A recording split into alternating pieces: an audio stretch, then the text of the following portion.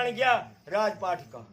आज कल पीछे हटे 5 बनी जा सही नहीं हटते हटी हटी ने खड़ करे आ देखा बीर बदल जी ना तुमला ये भी खड़ी जाए बोल सच्चे है हटी करे चाहे बुढ़े भी हो गया पर नहीं हटी करते बोल सच्चे दरबार की। तो भाइयों कहने का मतलब ऐसा है और जब उन्होंने ठुकरा दिया राज को भी, ये कूड़ है ये झूठा है, क्या है राज, यही असली गल्ला असली बातें है। ठुकरा दिया और जा करे बोला राजपाट का गेंद बना कर खेले दो खला, इधर से भट्टा उधर से रामा दोनों ने ठुकरा दिया। और सच्चे दरबार की बोला अपने अपने गुरु महाराज की।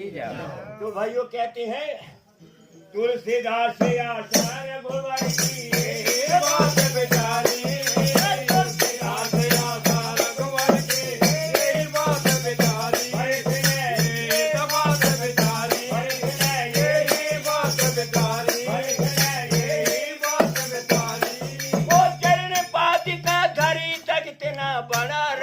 अधिकारी